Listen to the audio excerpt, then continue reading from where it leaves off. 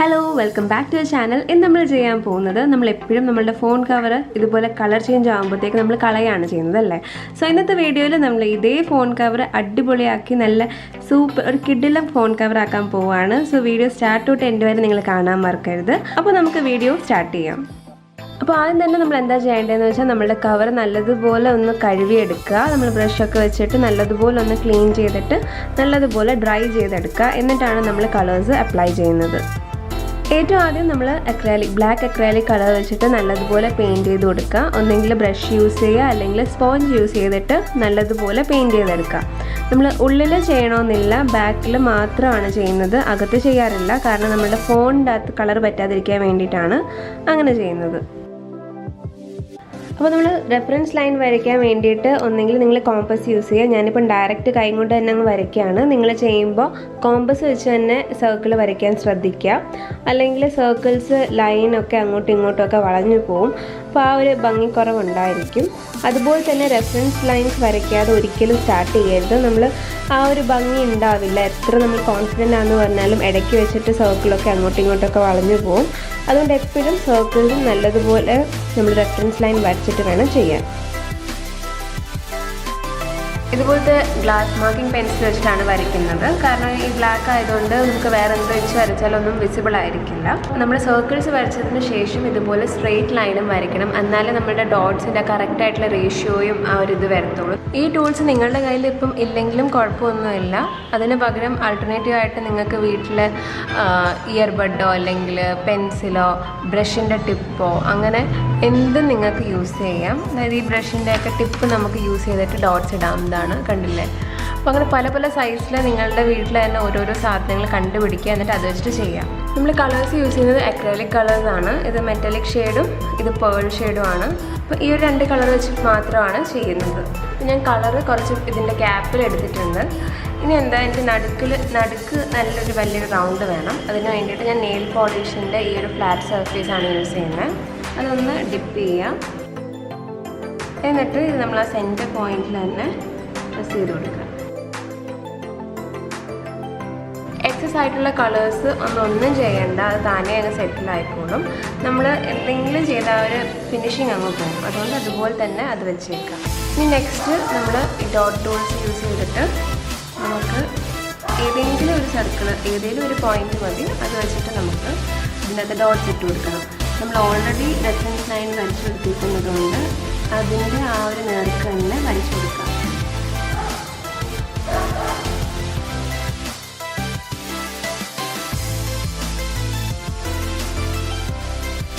അതോ ഈ ഒരു പോയിൻ്റകത്ത് ഭയങ്കരമായിട്ട് എക്സസ് കളറായിട്ട് തോന്നുകയാണെങ്കിൽ ഇത് ജസ്റ്റ് ഒരു പഴയ ഒരു തുണി വെച്ചിട്ട് ആ എക്സസ് കളർ അങ്ങ് തുടച്ചടയ്ക്കാം.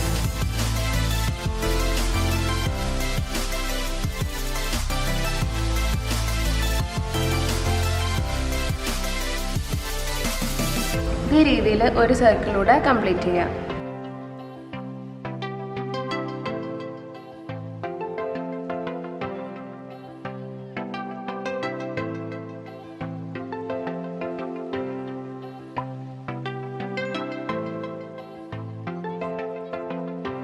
ഇനി കുറച്ചുകൂടെ വലിയൊരു എഡ്ജാണ് എടുത്തേക്കുന്നത്. അതിൻ്റെ ആ ഒരു പോയിന്റിൽ നിന്ന് നമ്മൾ ജസ്റ്റ് ഇങ്ങനെ താഴോട്ടൊന്ന് വലിച്ചു കൊടുക്കാം. അപ്പോൾ ഇങ്ങനത്തെ ഒരു ഡിസൈൻ കിട്ടും.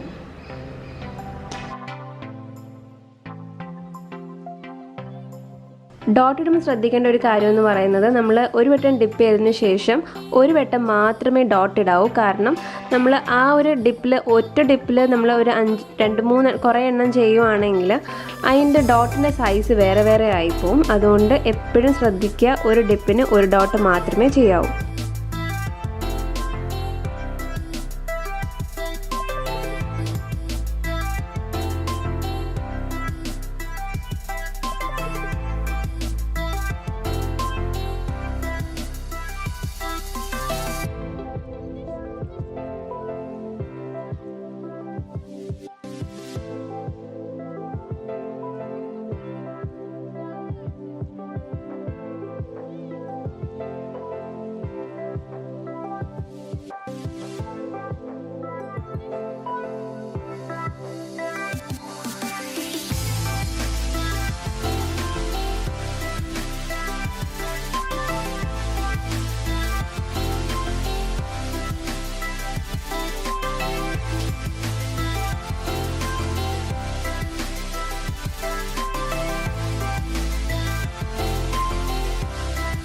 അപ്പം ഡോട്ട് മെൻഡല ആർട്ട് എന്ന് പറയുന്നത് വളരെ സ്ലോ ആയിട്ടുള്ളൊരു പ്രോസസ്സാണ്, പെട്ടെന്നൊന്നും നടക്കില്ല.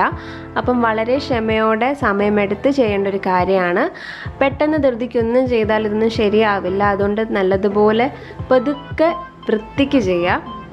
പിന്നെ നിങ്ങൾ കുറച്ചുകൂടെ നല്ല രീതിക്ക് ചെയ്യാനാണ് ആഗ്രഹിക്കുന്നതെങ്കിൽ ഡയറക്റ്റ് ഫോൺ കേസിൽ ചെയ്യാതെ ഒരു പേപ്പറിൽ നിങ്ങൾ ആദ്യം 2-3 വട്ടം ഒന്ന് ട്രൈ ചെയ്ത് നോക്കുക. നിങ്ങളുടെ കൈ അതുമായിട്ടൊന്ന് യൂസ്ഡ് ആവാൻ വേണ്ടിയിട്ട് ജസ്റ്റ് ഒന്ന് ട്രൈ ചെയ്ത് നോക്കുക. എന്നിട്ട് ഫോൺ കവറിൽ ചെയ്യുക. അപ്പോൾ നല്ല വൃത്തിക്ക് കിട്ടും.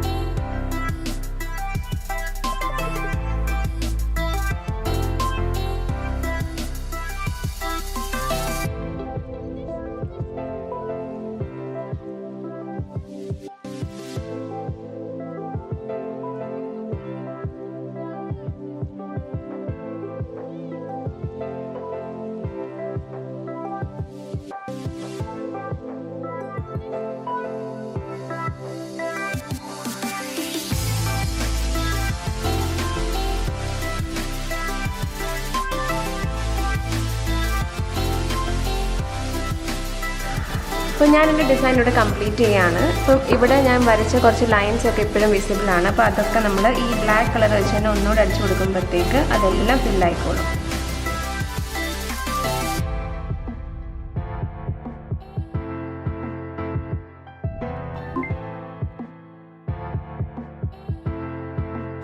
അപ്പോൾ നമ്മളുടെ ഫോൺ കേസ് അടിപൊളിയായിട്ടുണ്ട്, കണ്ടില്ലേ? എങ്ങനെയിരുന്ന ഫോൺ കവർ ആയിരുന്നു, ഇപ്പം നല്ല അടിപൊളിയായിട്ടുണ്ട്. സോ നിങ്ങളും ഇതുപോലെ ഉറപ്പായിട്ടും ട്രൈ ചെയ്ത് നോക്കുക. പിന്നെ ഒരു കാര്യം പറയാനുള്ളതെന്ന് പറഞ്ഞാൽ നിങ്ങളിത് യൂസ് ചെയ്യുമ്പോൾ ഉറപ്പായിട്ടും വാർണിഷ് അപ്ലൈ ചെയ്തിട്ട് വേണം യൂസ് ചെയ്യാൻ. കാരണം നമ്മളുടെ അക്രൈലിക് കളേഴ്സ് ആയതുകൊണ്ട് നമ്മുടെ നഖമൊക്കെ കൊള്ളുമ്പോഴത്തേക്ക് അതിങ്ങനെ ഊരിപ്പോവാൻ ചാൻസ് ഉണ്ട്. അതുകൊണ്ട് നിങ്ങൾ വാർണിഷ് അപ്ലൈ ചെയ്തിട്ട് വേണം ഇത് യൂസ് ചെയ്യാൻ. വാർണിഷ് അപ്ലൈ ചെയ്യുമ്പോഴത്തേക്ക് ഒരു വാട്ടർ പ്രൂഫ് എഫക്റ്റും കിട്ടും, അതുപോലെ തന്നെ ഒരു ഗ്ലോസി എഫക്റ്റും കിട്ടും. സോ ഉറപ്പായിട്ടും വാർണിഷ് അപ്ലൈ ചെയ്യാം.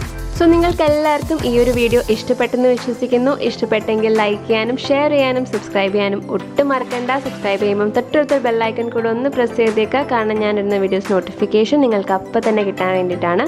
അപ്പോൾ അടുത്ത വീഡിയോയിൽ കാണുന്നത് വരെ ഞാൻ മെറിൻ. നന്ദി, നമസ്കാരം.